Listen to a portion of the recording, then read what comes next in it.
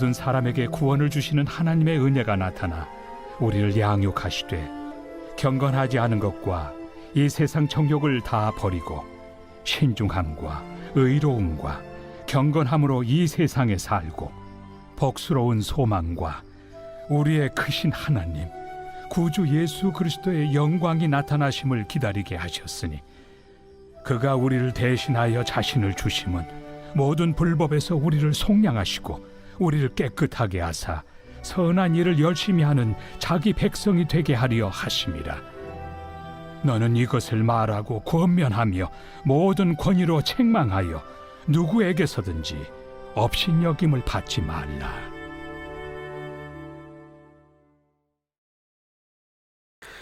(2022년 6월 21일) 새벽 하나님의 말씀은 디도서 2장 11절부터 15절입니다. 앞선 1절부터 10절에서 바울이 디도에게 다양한 유형의 성도들에 대한 목회 지도 지침을 제시했다면 오늘 본문에서는 성도가 선한 삶을 살아야 하는 근거와 이유에 대해서 말하고 있습니다. 한 절씩 보겠습니다. 11절입니다.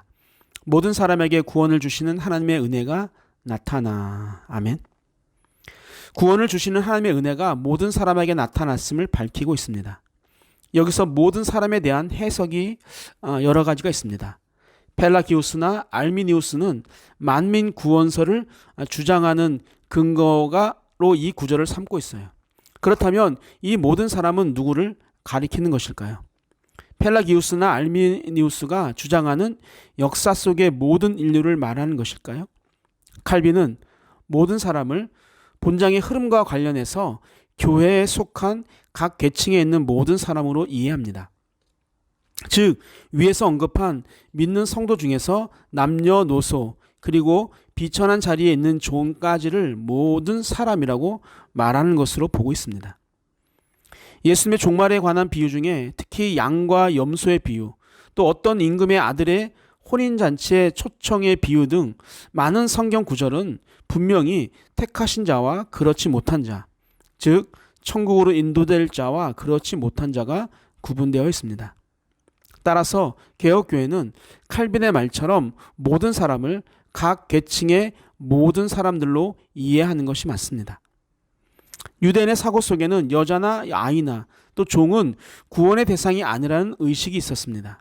그러나 바울은 유대인이나 헬라인이나 남자나 여자나 자유인이나 종이나 구원에 있어서는 모두 하나라고 말하고 있는 것도 같은 이유라고 생각해야 합니다. 더 중요한 것은 다른 것으로는 구원이 없다는 것이죠. 오직 하나님의 은혜, 즉 예수님의 십자가의 죽음으로 우리의 죄를 깨끗하게 하심으로 우리는 구원을 받게 되었다는 거예요. 따라서 하나님의 은혜로 내가 지금 하나님의 자녀로 살게 되었습니다. 이런 입술의 고백이 날마다 있어야 하고 또한 우리는 그것을 증거하며 살아야 합니다. 하나님의 은혜로 구원을 주시고 또 하시는 것이 바로 양육입니다. 12절입니다. 우리를 양육하시되 경건하지 않은 것과 이 세상 정욕을 다 버리고 신중함과 의로움과 경건함으로 이 세상에 살고. 아멘. 양육하다라는 단어는 어린이를 가르치고 또 바로잡다라는 의미도 있지만 여기서는 일반적인 지식을 가르치는 것보다는 인격과 사람 됨됨이를 포함한 모든 것이 성숙하도록 부모가 자녀를 훈계하고 양육한다는 의미입니다.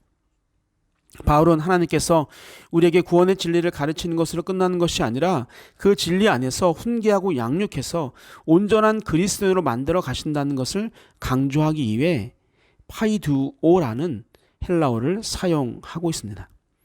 그렇다면 하나님이 왜 자녀들, 성도들을 훈계하고 양육하실까요?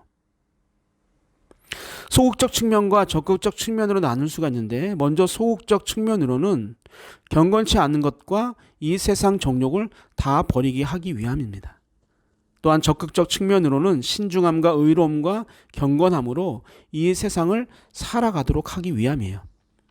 결국 이 세상 가운데 살아가야만 하는 성도들로 하나님께서 기뻐하시는 모습으로 살도록 하기 위함입니다.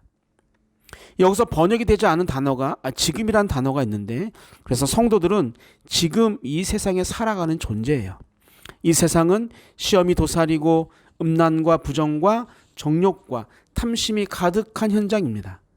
그것은 언제든지 우리를 삼키려고 합니다. 이런 상황에서 하나님은 성도들이 세상에서 죄를 범하지 않고 의롭게 살아갈 수 있도록 진리 안에서 훈계하고 양육하시는 겁니다. 양육의 방법은 여러 가지가 있습니다. 그 중에 하나가 먼저 배운 자가 하나님의 진리를 가르치는 거예요.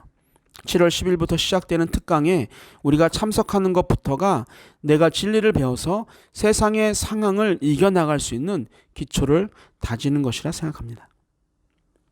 13절입니다. 복스러운 소망과 우리의 크신 하나님 구주 예수 그리스도의 영광이 나타나심을 기다리게 하셨으니. 아멘. 13절은 하나님의 진리 안에 손계받고 양육받은 성도들이 이 세상에서 죄악을 이기고 하나님의 뜻을 쫓아 살아야 하는 근거가 무엇인지를 보여줍니다. 복스러운 소망과 그리스도의 영광을 기대하며 기다리는 열망은 고난과 죄 많은 이 세상에 살고 있는 성도들에게 하나님의 백성으로서 그 모든 것을 능히 기쁨으로 극복하게 하는 힘을 제공합니다. 마치 예수님이 하늘의 기쁨을 위해 십자가를 참으시고 부끄러움을 개의치 않으신 것과 같아요. 우리가 하늘의 기쁨을 바라볼 때 복음 사역 때문에 내가 겪는 아픔과 고난은 전혀 문제가 되지 않아요. 그래서 우리는 늘 하늘의 소망을 바라보며 살아가는 삶을 살아야 합니다. 예수님께서 우리를 위해 자신을 십자가에 아낌없이 내어주신 이유는 우리를 모든 죄에서 깨끗하게 하셔서 선한 일에 열심을 내는 자기 자신의 백성으로 삼으시기 위함입니다. 마지막 15절은 목회자가 성도를 지도할 때 요구되는 자세예요. 11절부터 14절에서 제시한 교훈으로서 성도를 권면할 것과 모든 권위로 책망하기도 해야 한다는 것을 요구하고 있습니다. 여기에서 성도에게 권면하고 권위로 책망할 수 있는 근거는 바로 디도가 하나님의 사역자라는 거예요. 이 말은 하나님의 사역자라는 마음으로 교훈하고 잘못된 것은 책망해야 한다는 것입니다. 개인의 감정이나 어떤 욕심으로 교훈하고 책망하는 것은 바른 교훈과 책망이 아니고 결국에는 거절당하는 업심여김을 받게 될 것입니다. 사랑하는 성도 여러분, 하나님의 은혜로 구원받은 사실을 잊지 않아야 합니다. 또한 하나님의 양육에 참여함으로 세상의 죄와 싸워 이겨야 합니다. 그리고 바른 교훈과 책망이라면 업신여기는 자가 아닌 순종하는 자가 되어야 합니다. 아멘. 사랑의 하나님 아버지, 우리를 십자가의 보혈의 피로 구원해 주심에 감사드립니다. 하나님의 은혜임을 고백하는 자가 되게 하여 주옵소서.